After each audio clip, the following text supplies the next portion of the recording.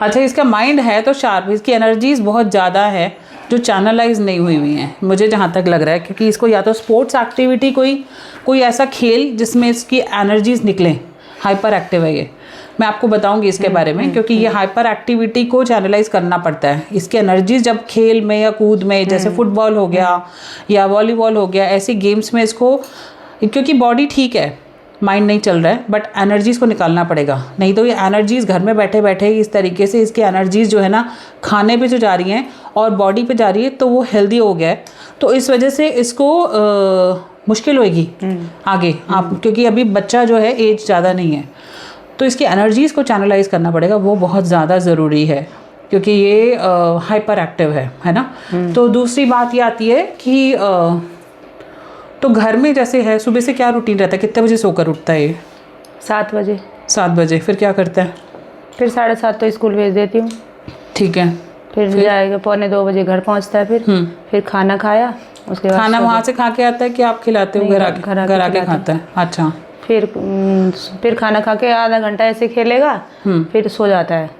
अच्छा, सो जाता है। स्कूल जाएगा तो पक्का ही सोएगा, फिर तो थक जाता है। फिर सोता है, फिर 5 बजे उठेगा, 5 बजे फिर चाय हुई पिएगा, फिर गाना सुनेगा। अच्छा। म्यूजिक चलाएगा, फिर अच्छा। सुनेगा, ऐसे ही खेलेगा, अंदर बाहर। अच्छा। बस यही काम है इसका।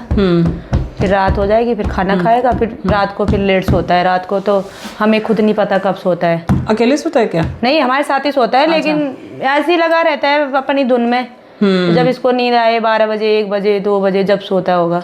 इन बच्चों को नींद भी बहुत कम आती है, बहुत कम, क्योंकि मेरी भी डॉटर को मैं देखती हूँ 12-1 बजे से पहले वो सोती नहीं है। नहीं, ये भी नहीं सोता, उसको नींद ही नहीं आती। और गर्मी में तो और नहीं सोता, गर्मी बहुत लगती है इसको। हाँ, तो गर्मी में तो और नहीं सोता। एसी चला के सोता है या मतलब ऐसे ठंडा ऐसे ही? अच्छा।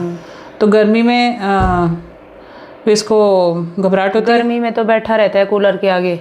अच्छा। 2 बजे भी जगोगे तो कूलर के आगे बैठा रहेगा। अच्छा। गर्मी ज़्यादा लगती है इसको। तो आपके घर में फिर कोई मतलब रिश्तेदार वगैरह या फ्रेंड सर्कल कुछ ऐसा है इसका कि जो बातचीत हो सके, या कभी ऐसा कोई नहीं?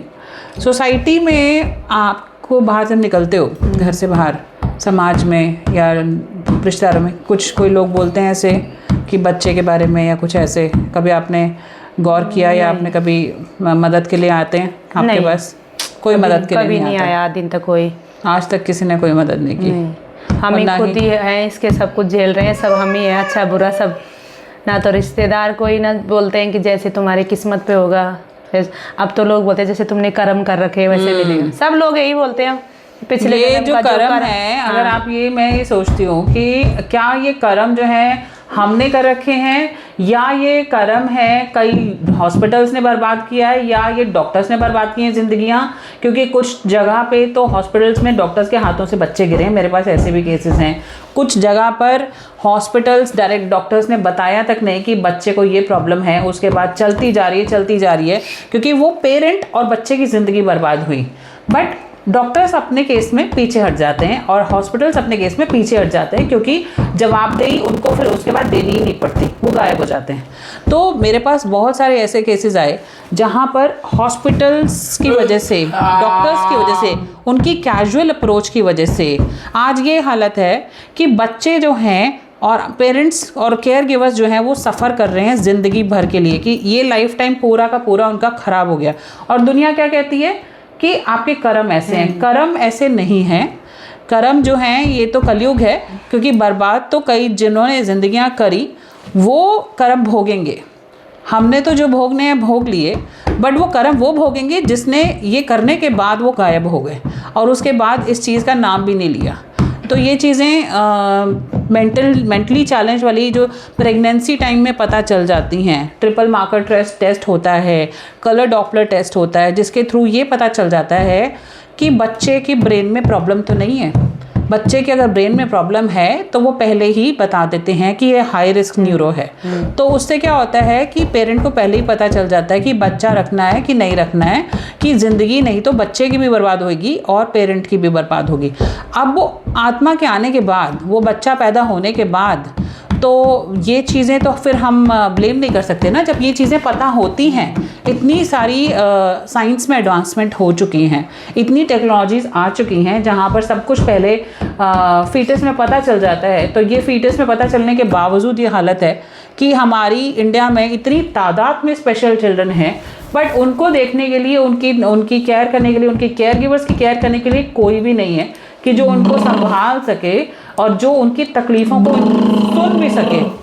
और मैं अब ये देख रही हूँ कि अमन की एक्टिविटीज़ की काफ़ी, इसको तबले का शौक़ है। तबला बजाता है, ढोलक बजाता है। ढोलक लेके दूंगी मैं तुझे। ढोलक चाहिए ना, इसको ढोलक पसंद है। इसको मुझे लगता है कि इसकी एक एक्टिविटी जो इसको ढोलक में डाल दो या तबले में डाल दो, तो शायद ये काफ़ी आगे निकल जाए उस चीज़ में लेके। कहीं बताना हमें, मैं ज़रूर बताऊंगी क्योंकि मैं इस पे काम कर रही हूँ। तो भाई के साथ ये अच्छे से रहता है, अपने घर में अच्छे से रहता है। भाई के साथ तो हिलता भी नहीं है जगह से। अच्छा, क्यों?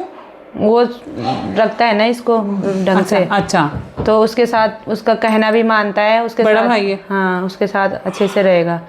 और हमारे साथ तो बिल्कुल अच्छा रहता है जैसे अभी है। अच्छा, तो ये तो आपको कंट्रोल कर रहा है, ये आप तो इसको कंट्रोल नहीं कर पा रहे, क्योंकि ये मैं देख रही हूँ कि ये पूरा का पूरा ये अपनी मर्जी से चल रहा है। इसको डर नहीं है आपका बिल्कुल भी। अमन, डांटू मैं, डांटू? ये तो मुझे भी मजाक समझ रहा है। इसको लग रहा है कि मैं गाना गा रही हूँ। तो ये बिल्कुल, इसको माइंड में कुछ भी कितने % है ये भी नहीं बताया कि कितने % इसको माइंड में प्रॉब्लम है, डिसेबिलिटी वाला इशू है। पता नहीं बताया।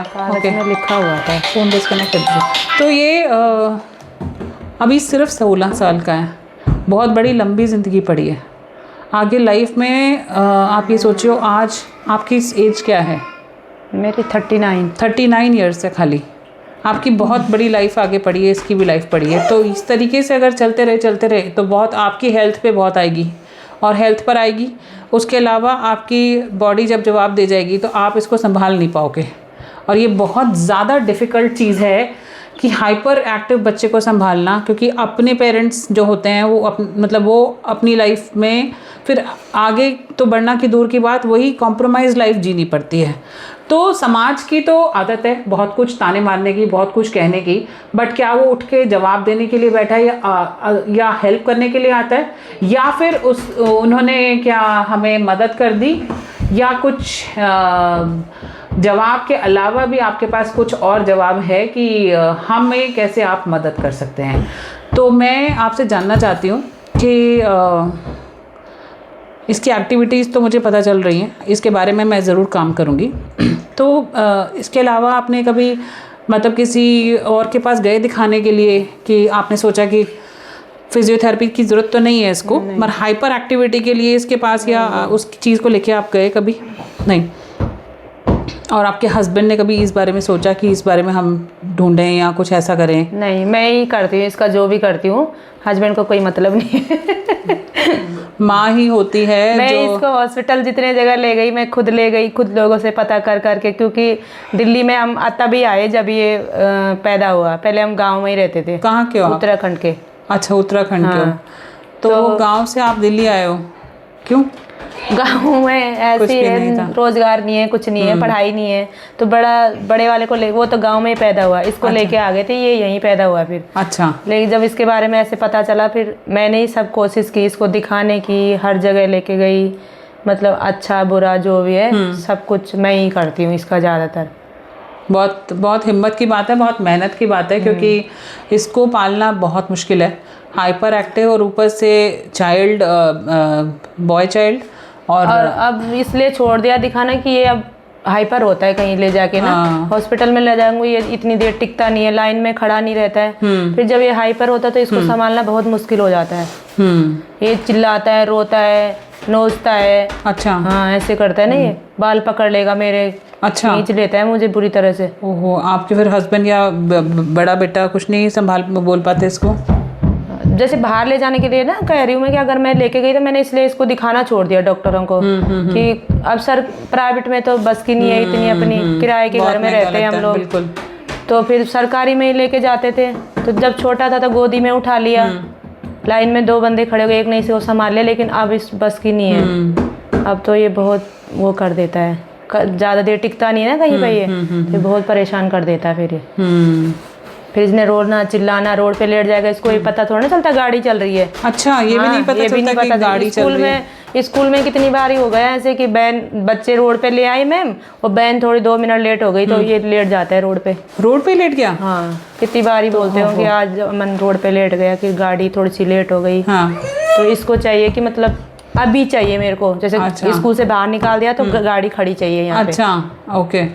तो इसको बिल्कुल भी नहीं पता चलता है कि क्या है, कोई गाड़ी आ रही है, कोई कुछ है, तो बस इसको बिठाना, एक बंदा इसको बैठाने के लिए भी चाहिए, उतारने के लिए भी। इसको ये भी नहीं पता कि यहाँ से हमने गाड़ी में जाना है, जैसे ऑटो में जाना है तो इसको बस दिखेगी, ये बस में चलेगा, जैसे हमने। अच्छा, इसको मतलब जाना है तो जाना है, ये नहीं कि ये बस वहाँ नहीं जाती, कुछ नॉलेज ऐसे नहीं है इसको।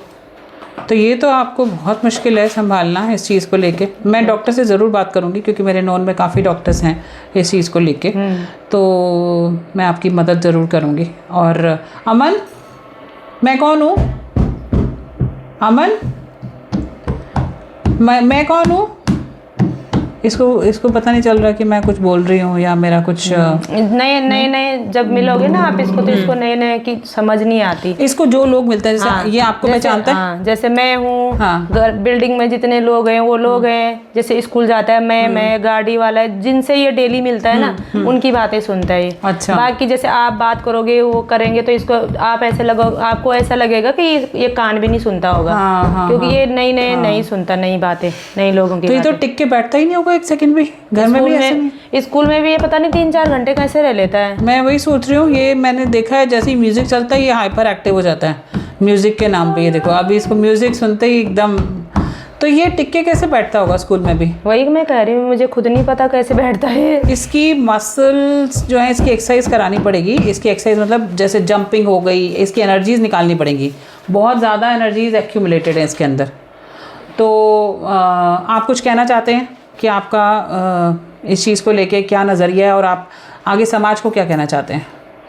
मैं क्या कहूँ, आपके अंदर जो इच्छा है, क्योंकि देखो आप बीइंग अ मदर, एक माँ हो, आपको ये चीज़ें आगे बतानी पड़ेंगी, क्योंकि आज हम सामने आमने बात कर रहे हैं, तो फिर हमें ज़रूरी है कि बात आपकी सबके सामने रखी जाए, क्योंकि तकलीफ़ में आप हैं और मैं हूँ, उससे ज़्यादा कोई नहीं है। समाज सिर्फ सुनने के लिए बैठा है बट मदद करने के लिए नहीं बैठा है। तो हम आज आपसे ज़रूर गुजारिश करना चाहते हैं कि आप ज़रूर अपनी बात रखिए। मैम क्या रखूँ मैं क्या बोलूँ?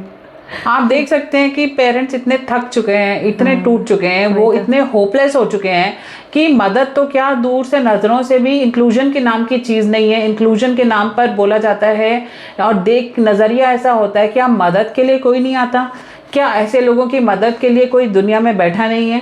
तो मेरी आप सबसे प्लीज़ हाथ जोड़ के गुजारिश है कि प्लीज़ इस कॉज को लेके हमारी मदद कीजिए और इसको सपोर्ट कीजिए। सुरताज फाउंडेशन को सपोर्ट करने की बजाय इनको मदद कीजिए साथ में, ताकि हमें इस कॉज को आगे लेके जाने में मदद मिले आप सभी की। शुक्रिया, धन्यवाद।